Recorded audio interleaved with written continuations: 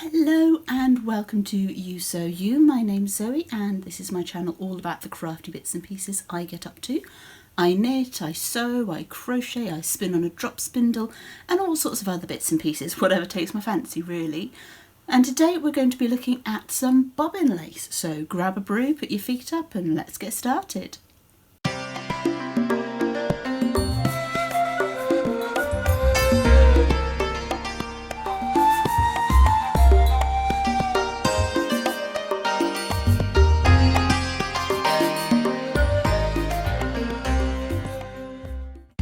So what do we need for lace making? Well, this is my setup. It's fairly straightforward and it can be really rather affordable. These are my bobbins. You can get really expensive ones. I'm using these lacy ones which are relatively cheap. I've seen people using wooden pegs too. Then you need some thread and a couple other bits, just some scissors and a pattern. I'm using this one from the Lace Guild. I'll drop a link to the pattern down below. It's a free pattern and they're a very good resource for getting started. I'm using this central one. So it's called pricking a pattern for lace making. So to get started we need to wind our bobbins. They're always wound in pairs. So you're going to load them up with some thread fairly evenly. You want the same amount of thread on each bobbin roughly, and you want to wind them both in the same direction. That's pretty important. Spin a half hitch on the end there just to keep the thread on. So I'm winding the other bobbin up. But yeah, as I say, it can be a really affordable craft if you want it to be. There's no need to spend tons and tons of money. There are some amazingly beautiful bobbins out there which can cost you a small fortune, but they don't have to. These ones you can get all over the internet for just a few pounds, and like I say, I've seen people using wooden pegs to do bobbin lace with as well, so you can start out with a very, very low setup cost for your lace making. So just make sure that you're winding your bobbins up evenly, because you're going to be working with them in pairs the whole way through, so you want roughly the same amount of thread on each bobbin. They're going to be attached as a pair with the loop of thread. So once you've wound up your bobbins and you put your half hitch on, which can be a little bit tricky at times, you are then going to just hang it over a pin at the top of your pattern, which, as I say, is called a pricking. The pattern will tell you how many pairs you need. So underneath this bit of quilting cotton, I've got my pattern, my pricking, which I've already started. That's pinned onto my lace pillow and tucked underneath another bit of fabric. My lace pillow is not expensive. It's a square of polystyrene covered in fabric. One day I'll get a proper one, but they can be pricey depending on where you go. So here we have all my bobbins all set up. This pattern uses 7 pairs of bobbins. I'm just going to make sure they're all nice and straight and that the threads are evenly pulled out. So there are 2 basic moves to lace making. You're going to work your way down the pattern using those 2 moves. So there's my 7 bobbins set out as per my pattern. I've got pins on the side because we're going to need those in a minute. And you work from one side to the other, say, with 2 basic moves that combine to make all sorts of different stitches. So if I just show you with these 2 pairs of bobbins, because the threads are slightly different colours, hopefully you'll see better. We have the cross, which is left over right, and then the twist, which is the right hand of both pairs over the left. And they get combined together to make the stitches that you're going to need for lace. Tend to pull them tight at the end of each stitch. The type of lace I'm making is called torsion lace, but there are other styles. They all work in very similar ways in terms of forming the stitches.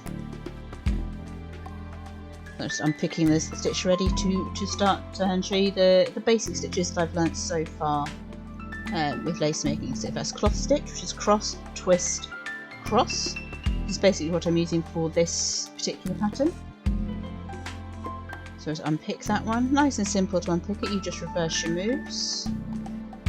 And then we have half stitch, which is cross, twist, and that's that.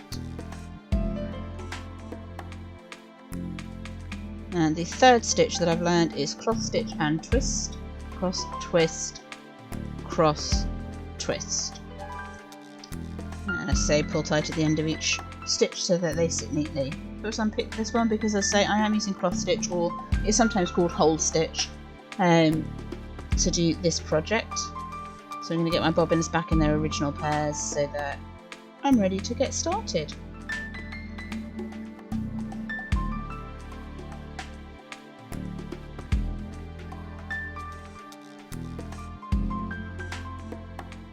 It's great to know that you can just unpick the stitches by working back the way you came, because when you make mistakes, that's kind of handy. And as a beginner, you will make mistakes, you will get confused.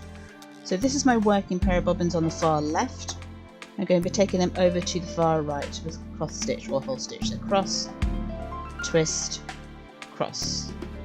Pull it tight and move that pair of bobbins out of the way. I'm going to repeat the same stitch all the way across to the other side of my bobbins. So cross, twist, and cross, and pull it tight. You can get into quite a rhythm with this. I have seen people working bobbin lace really quickly, particularly when they've got the proper bobbin pillows. Some of them are domed so that gravity helps with your tension and so on. So with a bit of practice you can get into a rhythm, and as you get going through each piece you will develop a rhythm, particularly if you're using the same stitch the whole way through. There are obviously more complicated lace patterns out there.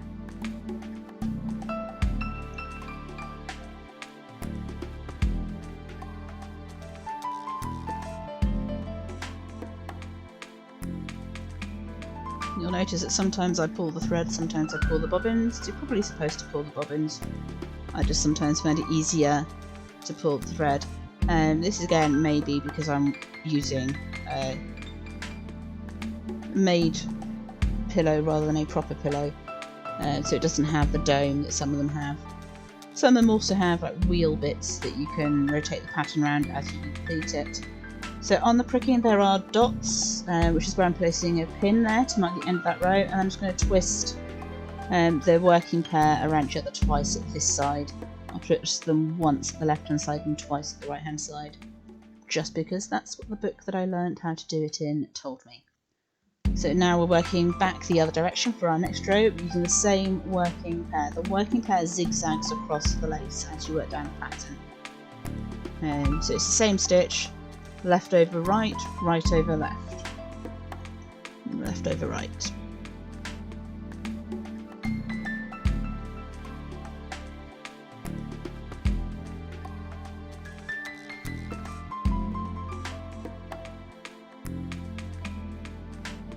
My plan with this pattern is to make up several of these leaves and then turn them into a larger project, maybe a picture or possibly some sort of bouquet if I get some petals going. But I'm using it as a practice of the different stitches because I am fairly new to bobbin lace. I've been dabbling in it for a few years, but I don't do it regularly enough to have the speed that some of the lace makers have. And I do need to obviously go back and re-practice my stitches every time I get it out, which is fine because it's actually really quite relaxing. And it doesn't take long to pick that rhythm back up.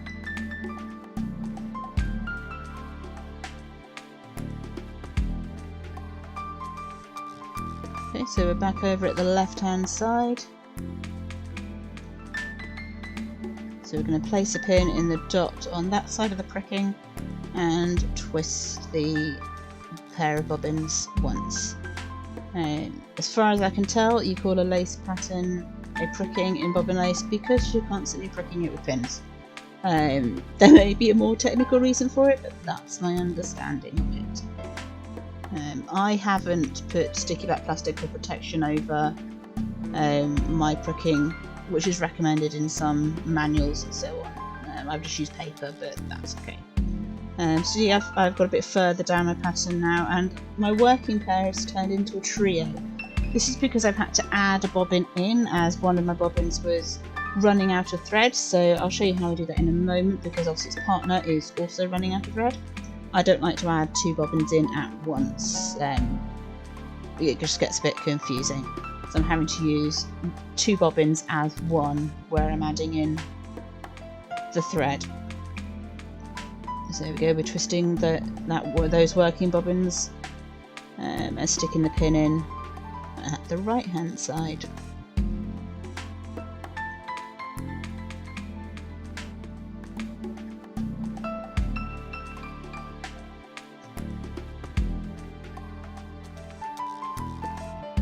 So you'll notice I've got a bobbin wound up ready to be added in, just in the top right of my cushion there. Or my lace pillow rather, to give it its proper term. Square or polystyrene, whatever you want to call it. Now, I try not to add in the new threads or take them out at the beginning or end of a row. I try to do it somewhere in the middle. I just find that makes it a neater finish when you trim your threads off.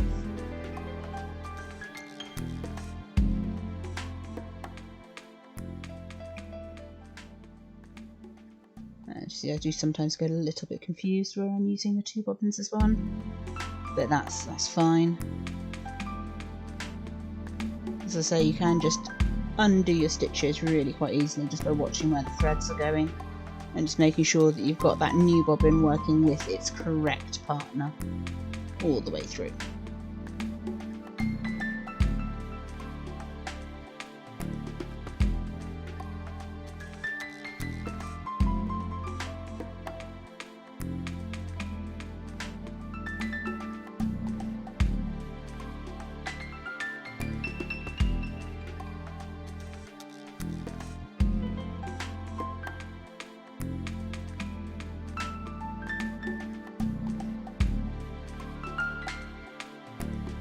So again, just unpicking that stitch to check that I'm using the bobbins in the correct pairings.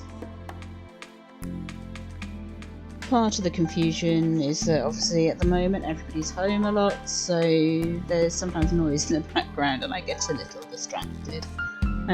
But that's fine. There's no rush on completing this, it's not a commission or anything, it's just for my own enjoyment. So I'm just going to put that bobbin out of the way. I could take the bobbin off and leave the thread loose, but just for ease I'm sticking the bobbin out the way there and adding in the new bobbin for the working pair's partner. So I'm just going to tie a knot in the end of the thread. This is the only time that I'll wind bobbins singly, is when I'm adding them in new. So tie a knot but leaving a loop. So I'm going to hook the loop around a pin that's already in the pricking, a couple of rows ahead of where I'm adding the thread in. And then I'm going to wind the thread so that it's about the same length as the bobbin that it's going to be working with. Because remember, you're using 2 bobbins as one when you're adding in new thread.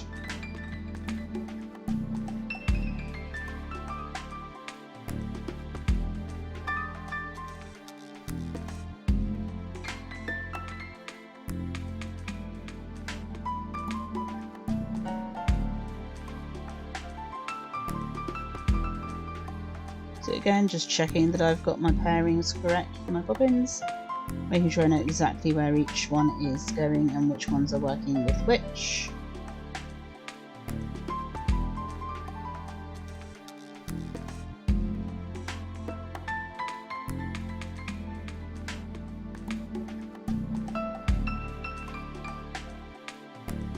You're essentially weaving the lace when you're moving the bobbins around, creating an over-under pattern with the threads. You'll notice that my lace is now getting quite close to my covering cloth. The purpose of that cloth is partly to keep things clean, but also to help you see what you're doing with your bobbins. I suppose it's perfectly possible to work lace without it, but I do find it helps me see what I'm doing, particularly when I'm making mistakes or I'm working a light colour.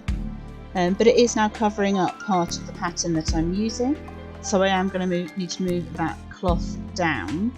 You could move the pricking up, but that means unpinning all of the lace, unless you've got one of the pillows with like a cylinder that rolls. Then you can roll the pricking out of the way to see where you're going. Just going to pin that cloth back down again. I've got the rest of my pattern all the way to the end now revealed, so I can just keep going back and forth until I get to the end of the pricking. The thread that I'm using, by the way, is a DMC pearl cotton, which is a nice weight to use for this project. Now that I've got to the end, there are lots of different ways you can finish off your lace. I've chosen to knot my pairs of lace together, or to create knots all the way across the bottom rather, just to stop things coming undone. But you could braid it, there's all sorts. You could create a fringe, lots of things that you can do depending on what your project is going to be.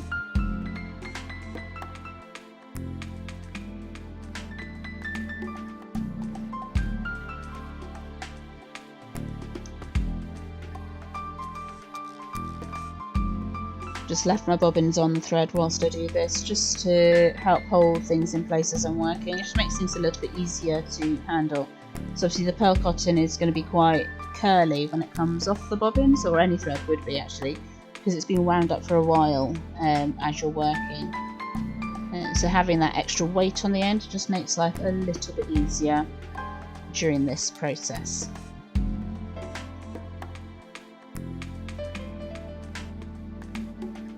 Obviously, if you'd like to see more bobbin lace videos, by all means let me know down below.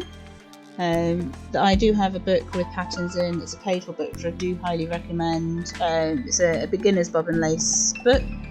The name of it escapes me at the moment, but I will mention that in the description down below. It's a good reference for how to do lace, how to get started, and it's got a whole series of patterns in there, lots of bookmarks and some larger projects as well.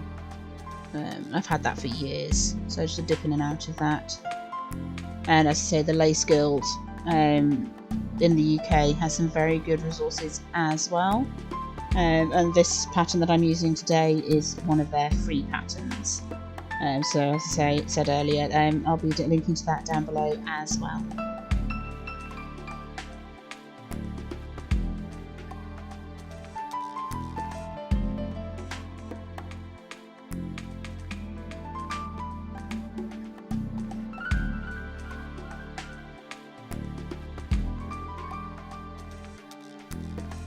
So just gently pulling each knot up to the bottom of the lace.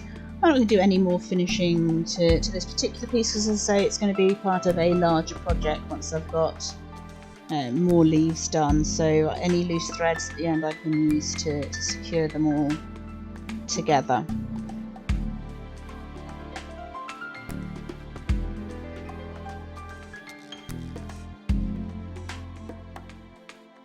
Okay, so that's my last knot. So again, I could unwind all the bobbins to take them off, but I'm just going to cut them for now because speed.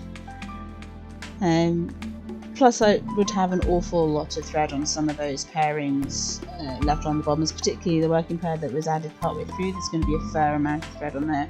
Yes, that means that there is some thread effectively wasted, but I can take it off and use it in an embroidery project and that kind of thing, so I'm not too worried about that. I will reuse things where I can. So where I added in the threads, I'm just going to cut them off close to the lace itself, and you won't notice them once the piece is finished. All that remains is to unpin it from the pricking. Some people say you should leave your lace on its pattern overnight. I sometimes do, sometimes don't. And there we have my lace leaf in cloth stitch or hole stitch.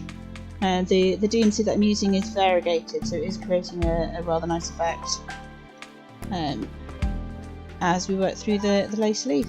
And each one's going to be a little bit different, not just because I'll be using different stitches on some of them, but the thread itself is lending itself to that variation. So I hope you found that useful, and if you did, by all means like and subscribe down below and ding that bell so you get a notification when I next upload a video. I upload a video to this channel about once a week, usually at the weekends. Around about the beginning of the month there's a podcasty roundup-y type video with all the bits and pieces I've been making in the preceding month, and then I do videos like this in between times. So yeah, like and subscribe down below, ding that bell, and I will see you soon. But until then, happy crafting and bye-bye for now.